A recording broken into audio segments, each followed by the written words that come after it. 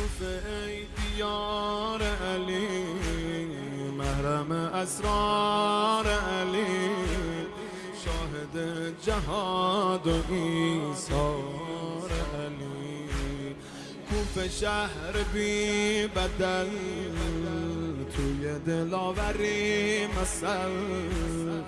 کوفه شهر بی بدل، توی دلاوری مثل.